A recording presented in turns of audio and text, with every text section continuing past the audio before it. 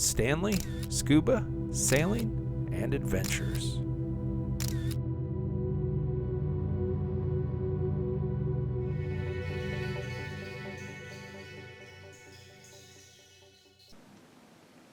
It's time to get out the adventure journal and log another entry.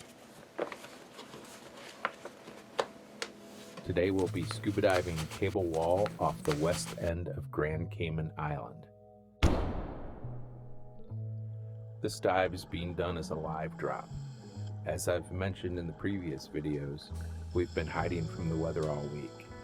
So we have to be pretty strategic about the sites we choose, and in this case, this site does not have mooring pins that will support the size of the boat we have. I guess you could compare this to a drift dive. There is a little bit of current. Anyway, we will organize by all getting ready, completely ready to jump off the dive platform. All of the divers will gather there. The boat will slow to a crawl. The captain will shut off the propellers, and the order for dive, dive, dive will be given, and then the divers will drop off the back of the boat one after another very quickly. I don't usually jump with my large camera rig, so for this particular dive, I'll just be shooting GoPro.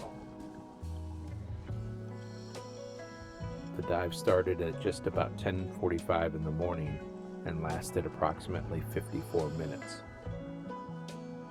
I recorded a maximum depth of 94 feet and an average depth of 55 feet. My dive computer reported an average water temperature of 86 degrees Fahrenheit for this dive. We encountered this Hawksbill sea turtle near the beginning of the dive, and I was able to approach it very slowly.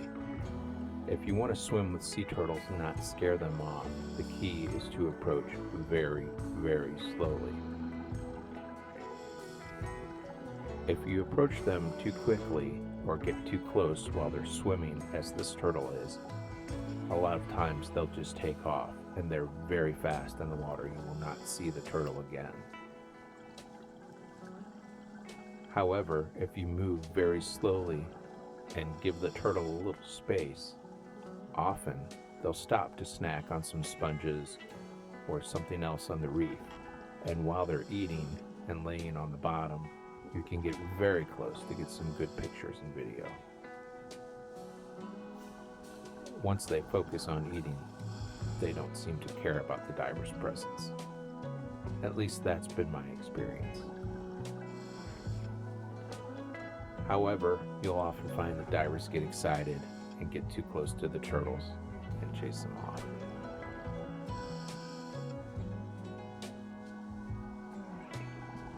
All of that being said, there are never any guarantees, right?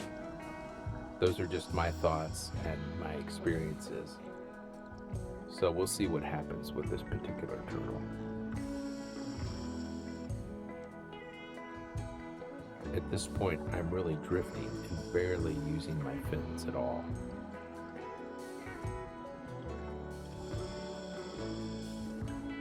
The turtle did stop to have a snack, and I was able to get very close. But by this time, there was a little bit of current, and it was difficult for me to hold the position, and also the rest of our dive group had moved on. So I only got to spend a second here with the turtle before I needed to go and rejoin the group.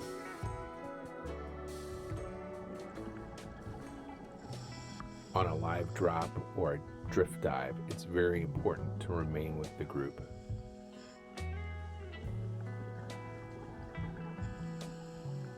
Our dive guide is towing a surface marker buoy throughout the entire dive so that our boat can track our position. In addition, so other boats are aware that we're under the water. Here's a 4-eye butterfly fish. And there's the second. I almost always find them in pairs of 2.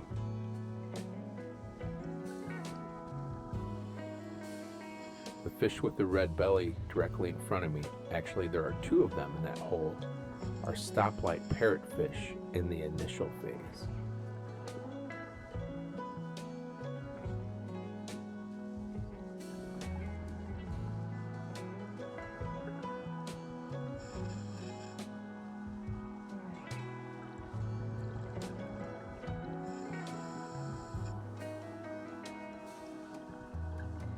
I think I see a couple of red band parrotfish just up ahead here. The characteristics include a solid body color, red fins, and a white spot near the base of the dorsal fin. Let's see if we can get a better look. They're a little bit smaller than the other parrotfish. Do you see it there with the white spot near its tail? That's the red band parrotfish. And there's another. Again, those are in the initial phase, and they will change colors dramatically as they get older.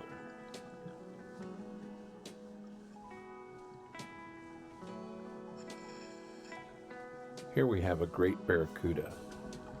They range in size from 1.5 to 3 feet, sometimes reaching a maximum of 6 feet. They're most often found in depths of water from 0 to 60 feet. I've often had them approach very closely.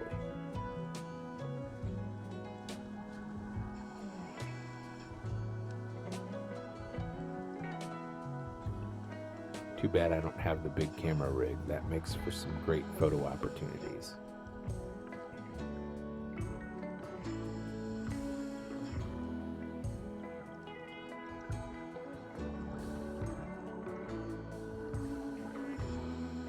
As with most of the other dive sites on this particular trip and here on the western end of the Grand Cayman Island, there's a great deal of marine life, a lot of activity in the water.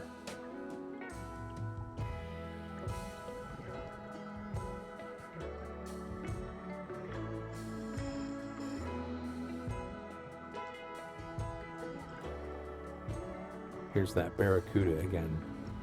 They'll often follow divers around for quite a while. I guess it must just be curiosity.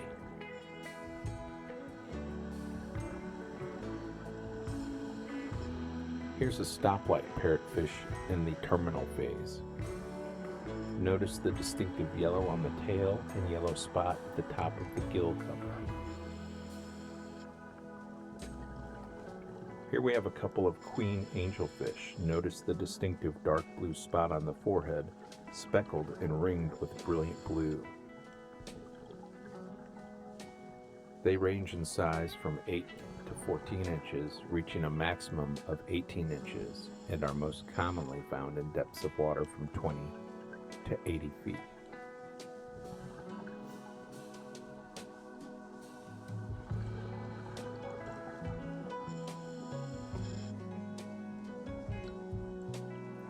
I'll see if I can get a little closer and get a better shot of the queen angelfish.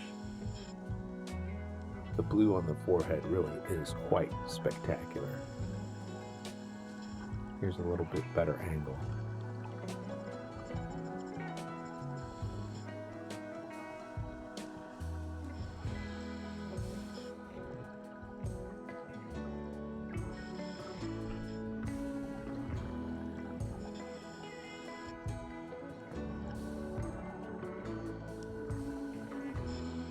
I don't see cable wall referenced in any of my dive guide books, but the closest dive sites geographically to this location that I could find are Pageant Beach Reef, Soto's, and Fish Pot Reef. We covered a pretty good distance on this dive, so it's quite possible that we overlapped with one of those other sites.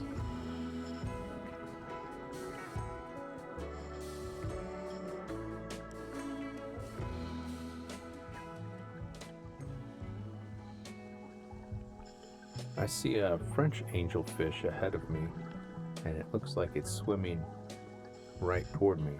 The French angelfish range in size from 10 to 14 inches, reaching a maximum of 18 inches, and are usually found in depths of water from 15 to 80 feet.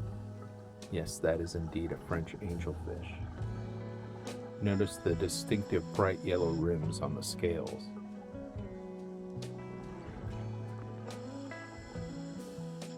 I'll see if I can get a little closer to get a better shot.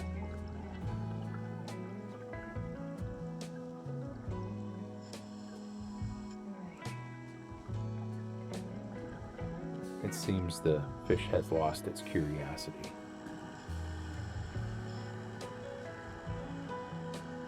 It's interesting here, the reef is almost turned into a giant finger. You can see their sand patch on the right and on the left.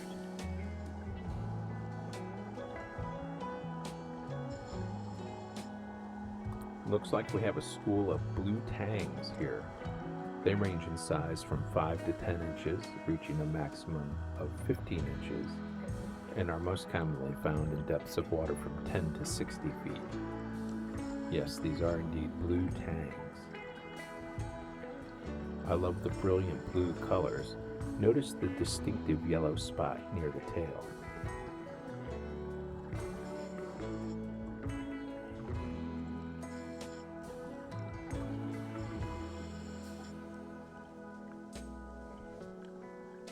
If you've watched many of my videos, you know one of my favorite things to do is to try to join the school of fish. So I'll move in slowly and see if I can merge with this school.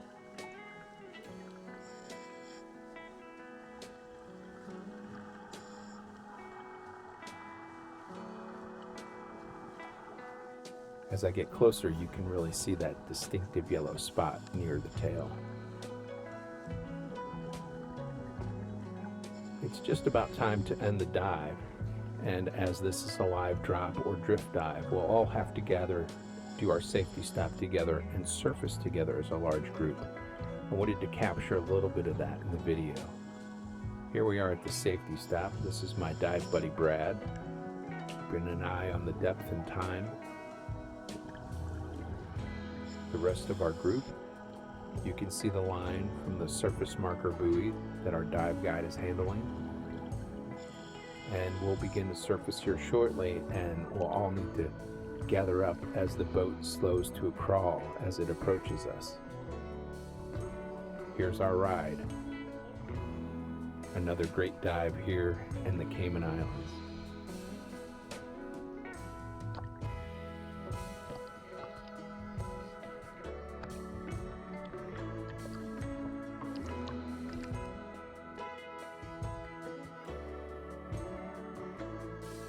Thanks for watching. Please don't forget to subscribe, like, and comment.